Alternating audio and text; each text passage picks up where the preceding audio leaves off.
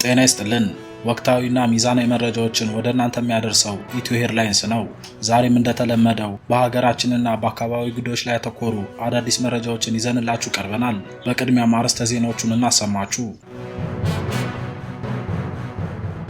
ኢትዮጵያ በአዲሷ ኢምፔሪያሊስት ሀገር በኤምሬትስ ቀኝ እየተገዛች ነው።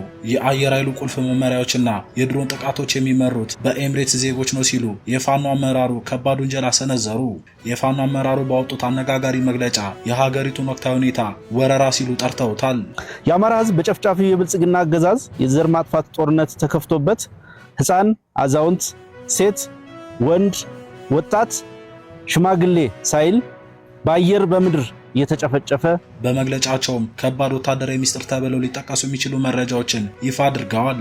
አመራሩ የቀድሞ ጠቅላይ ሚኒስትር መለስ ዜናዊ ስለ ባህረ ሰላጤው ሀገራት ጣልቃ ገብነት የሰነዘሩትን ስጋት የአሁኑ ጠቅላይ ሚኒስትር አብይ አህመድ እውን እያደረገው ነው ያሉ ሲሆን ፋኖ እየታገለ ያለው የውስጥ አረመኔዎችን ብቻ ሳይሆን የውጭ ቀኝ ገዢዎችን ጭምር ነው ሲሉም አነጋጋሪ መግለጫ ሰጥተዋል። ዝርዝሩን ይዘናል። የሱዳን የእርስ በርስ ጦርነት ወደ ኢትዮጵያ ድንበር ተቃርቧል።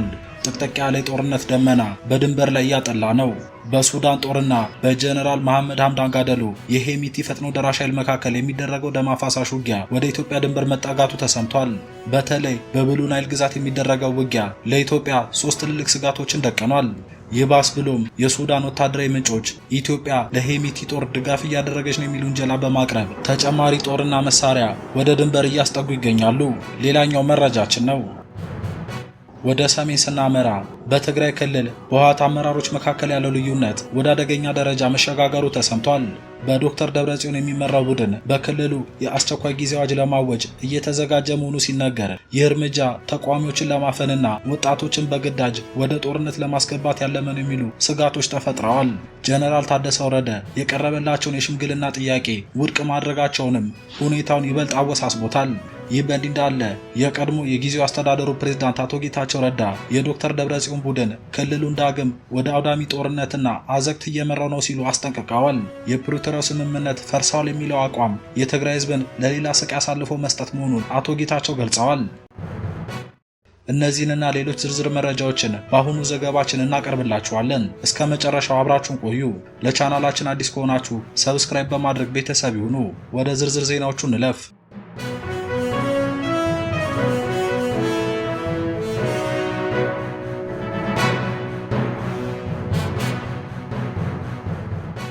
በመጀመሪያም ኢትዮጵያ በኤምሬትስ የድሮን ወረራ ስር ናት ሲሉ የፋኖ አመራሩ አነጋጋሪ መግለጫ ሰጡ። የተባበሩት አረብ ኤምሬትስ ኢትዮጵያን በዘመናዊ ድሮኖችና በገንዘብ ኃይል እየተቆጣጠረች ነው። የሀገሪቱ አየር ኃይልም በኤምሬትስ ዜጎች ኦፕሬት እየተደረገ ይገኛል ሲሉ የፋኖ አመራሩ አስረስ ማሬ ከባድ ውንጀላ አቀረቡ። የአማራ ፋኖ በጎጃም ምክትል ሰብሳቢና የፖለቲካ ዘርፍ መሪ የሆኑት አስረስ ማሬ ኢትዮጵያ በአዲሷ ኢምፔሪያሊስት ሀገር ኤምሬትስ ቀኝ እየተገዛች ነው ሲሉ በዝርዝር የገለጹት መግለጫ መነጋገሪያ ሆኗል። አስረስ ማሬ በመግለጫቸው የኢትዮጵያ አየር ኃይል የደሞዝና የቁሳቁስ ወጪ ሙሉ በሙሉ በተባበሩት አረብ ኤምሬትስ እንደሚሸፈን ገልጸዋል። እንደ አመራሩ ገለጻ በአሁኑ ወቅት በደብረ ዘይት፣ በባህር ዳርና በአሶሳ አየር ኃይል ጣቢያዎች ከ125 በላይ የኤምሬትስ አየር ኃይል ስታፍ አባላት ሰፍረው ይገኛሉ ብለዋል።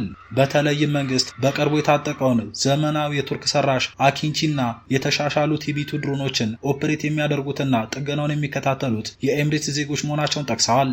ከኢትዮጵያ ተነስተው ወደ ጎረቤት ሀገራት የሚደረጉ ድንበር ዘለል የድሮን ጥቃቶች የሚከናወኑት በኤምሬትስ ዜጎች ነው ያሉ ሲሆን የሀገር ውስጥ ባለሙያዎች ሚና የላቸውም ሲሉ ከባድ ወታደራዊ ሚስጥር ተብለው ሊጠቀሱ የሚችሉ መረጃዎችን ይፋ አድርገዋል። መግለጫው አክለውም ኤምሬትስ ከአፍሪካ ቀንድ እስከ መካከለኛው አፍሪካ ያላትን ስትራቴጂካዊ ፍላጎት ይተነትናል። ኤምሬትስ በሊቢያ፣ በሱዳን፣ በሶማሊያ ፑንትላንድና ጁባላንድ እንዲሁም በቻድ የሚገኙ አማጽያንንና መንግስታትን በገንዘብ በመርዳት የአፍሪካን ወርቅና ተፈጥሮ ሀብት እየዘረፈች ነው ብለዋል። በኢትዮጵያም ጠቅላይ ሚኒስትር አብይ አህመድን በመደገፍ የአማራ ህዝብን እየወጋች ያለችው ኢትዮጵያን የማዳከም ፕሮጀክት አካል ነው ሲሉ ወቅሰዋል። አስረስ ማሬ በመግለጫቸው የፕሮፌሰር አሌክስ ዲዋልን መጣጥፍ ዋቢ በማድረግ የቀድሞ ጠቅላይ ሚኒስትር መለስ ዜናዊ ለኢትዮጵያ ብሔራዊ ደህንነት ትልቁ ስጋት የባህረ ሰላጤው ሀገራት ጣልቃ ገብነት መሆኑን ይናገሩ እንደነበር አስታውሰዋል። ታዛዥነቱን ለስልጣን የሚያከራይ አመራር ከመጣ ሀገሪቱ ትልቅ አደጋ ውስጥ ትወድቃለች የሚለው የመለስ ስጋት ዛሬ በእውን ታይቷል ሲሉ ገልጸዋል። በመጨረሻም ፋኖ እየታገለ ያለው የውስጥ አረመኔዎችን ብቻ ሳይሆን የውጭ ቀኝ ገዢዎችን ጭምር ነው ያሉት አስረስ ማሬ ኢትዮጵያ አሁን ያለችበት ሁኔታ መወረርና ቀኝ መገዛት ካልተባለ ሌላ ስም ሊሰጡ አይችልም ሲሉ ደምድመዋል። ይህ መግለጫ በኢትዮጵያ ወቅታዊ ፖለቲካና የኃይል አሰላለፍ ላይ ትልቅ መነጋገሪያ ሆኗል። አድማጭ ተመልካቾቻችን እናንተስ የፋኖ አመራሩ አስረስ ማሬ ስለ ኤምሬትስ ጣልቃ ገብነትና ስለ ድሮን ኦፕሬሽኑ የሰጡትን መግለጫ እንዴት ትመለከቱታላችሁ? ሐሳባችሁን በኮሜንት መስጫው ላይ አስፈሩልን።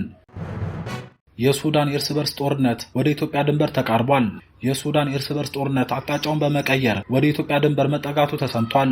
የሱዳን መንግስት ጦርና የጀነራል መሐመድ ሐምዳን ዳጋሎ የሄሚቲ ፈጥኖ ደራሽ ኃይል ለኢትዮጵያ እጅግ ቅርብ በሆነው የብሉ ናይል ግዛት ውስጥ ደም አፋሳሽ ውጊያ እያካሄዱ ነው።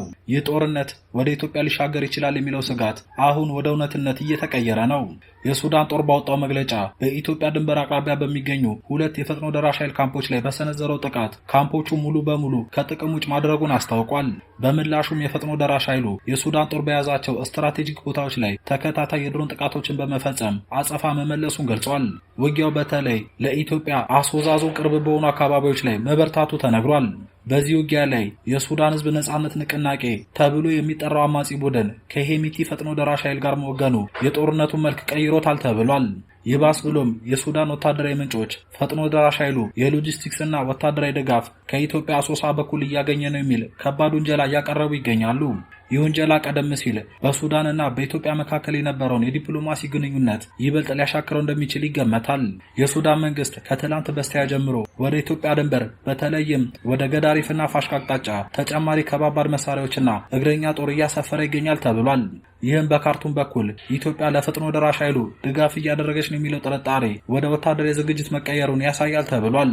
ጦርነቱ ወደ ድንበር መጠጋቱ ለኢትዮጵያ በሶስት መልኩ ስጋት ደቅኗል የተባለ ሲሆን አንደኛው ውጊያው በበረታ ቁጥር በሺዎች የሚቆጠሩ ሱዳናውያን ወደ ቤንሻንጉል ጉሙዝና አማራ ክልሎች ሊሰደዱ ይችላሉ ተብሏል።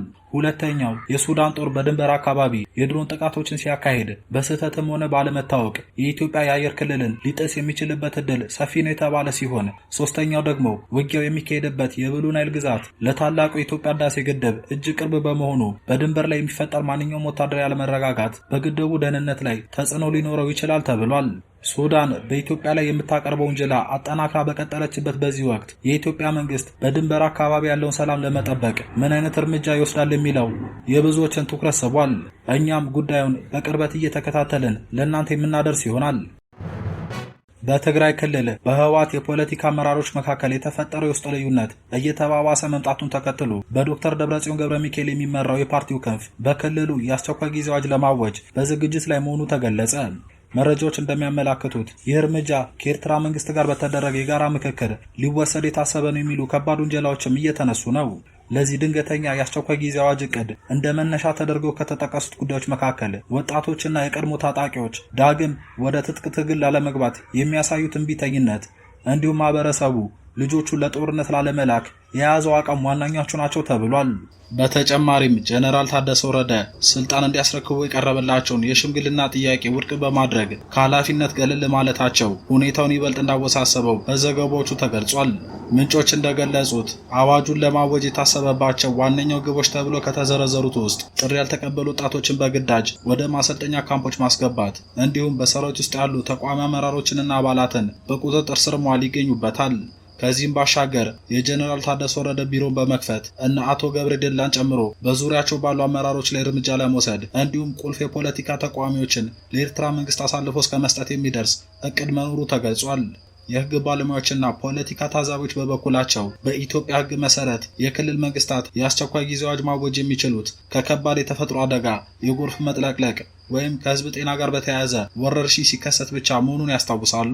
በመሆኑም አሁን በትግራይ ክልል ሊወሰድ የታሰበው እርምጃ ፖለቲካዊና ወታደራዊ ዓላማን ያነገበ በመሆኑ ልክ እንደ ሰሜኑ ዕዝ ጥቃት ክልሉን ወደ ሌላ አዲስ የትጥቅ ግጭት ሊያስገባው ይችላል የሚል ጠንካራ ስጋት መፈጠሩን ጉዳዩን በቅርበት የሚከታተሉ አካላት እየገለጹ ይገኛሉ። ይህ በእንዲህ እንዳለ አቶ አማኑኤል አሰፋ የዩጎዝላቪያ መፍረስ የሚገልጸው ጽሑፍ መልሼ እያነበብኩት ነው ሲሉ ያልተጠበቀ አስደንጋጭ ንግግር አደረጉ። የህወሓቱ ምክትል ሊቀመንበር አቶ አማኑኤል አሰፋ የዛሬ ጽሑፋቸውን የጀመሩት እንዴት አይነት መመሳሰል ነው በሚል ነው። ሲቀጥሉም በኢትዮጵያ ስላለው ወቅታዊ ሁኔታ እያሰላሰል የዩጎዝላቪያ መፍረስ የሚገልጸው ጽሑፍ መልሼ እያነበብኩ ነበር። እናም የዩጎዝላቪያ መበታተን ረጅም ሂደት በኢትዮጵያ ውስጥ ካሉት አንዳንድ ሁኔታዎች ጋር ተመሳሳይ ሆኖብኛል ብለዋል። አቶ አማኑኤል ለዚህ አባባላቸው የጠቀሱት ሁለቱ ሀገራት በጎሳ፣ በቋንቋ፣ በሃይማኖት፣ በፖለቲካና በማንነት ተመሳሳይ መሆናቸውን ዩጎዝላቪያ ከጆዜፍ ቲቶ በፊት የነበረችውንና ኢትዮጵያ ከመለስ ዜናዊ በፊት የነበረችው ተመሳሳይ መሆኑን፣ በቲቶ አመራር ስር የነበረችው ዩጎዝላቪያ በመለስ አመራር ስር የነበረችው ኢትዮጵያ አንድ አይነት መሆናቸውን፣ ከቲቶ ሞት በኋላ በዩጎዝላቪያ የተከሰቱት ቀውሶች ከመለስ ዜናዊ ሞት በኋላ በኢትዮጵያ ከተፈጠረው ጋር ተመሳሳይ መሆኑን፣ በዩጎዝላቪያ የተፈጸሙት ከበባዎች፣ የማጎሪያ ካምፖች፣ የዘር ማጽዳት፣ አስገድዶ መድፈርና ሌሎችም ከኢትዮጵያ ጋር እንደተመሳሰለባቸው፣ በሁለቱም ሀገራት በክልሎች ላይ የሚደረገው ኢኮኖሚ ብዝበዛና ቸልተኝነት ተመሳሳይ ሆኖ ማግኘታቸውንና የዩጎዝላቪያው ዴይተን ስምምነት ተግባራዊ አለመሆን የገጠመው ፈተና ኢትዮጵያን በፕሪቶሪያው እየተጋፈጠችው መሆኑን ነው ብለዋል። አቶ አማኑኤል ቀጥል አድርገው የዩጎዝላቪያ ደም አፋሳሽ መፈራረስ በኢትዮጵያ ሊከሰት የሚችልበት እድል እየጨመረ መምጣቱ ገልጸዋል። በማጠቃለያቸውም ከ100 ሚሊዮን በላይ ሕዝብ ያላት ሀገር እንደዚህ አይነት አሳዛኝ አደጋን ዳግም እንዳታስተናግድ ዓለም አቀፉ ማህበረሰብ በዝምታ መመልከት የፈለገው ለምንድን ነው የሚል ጥያቄ አቅርበዋል። ኢትዮጵያ በእነዚህ ተደራራቢ የውስጥና የውጭ ጫናዎች ውስጥ ሆና የድንበር ሰላሟን እንዴት ትጠብቅ ይሆን? እናንተስ የፋኖ አመራር አስረስ ማረ ስለ ኤምሬትስ ጣልቃ ገብነትና ስለ ድሮን ኦፕሬሽኑ የሰጡትን መግለጫ እንዴት ትመለከቱታላችሁ? ሐሳባችሁን በኮሜንት መስጫው ላይ አስፍሩልን። ለቻናላችን አዲስ ከሆናችሁ ሰብስክራይብ በማድረግ ወቅታዊ መረጃዎችን ያገኙ። ስለተከታተላችሁን እናመሰግናለን።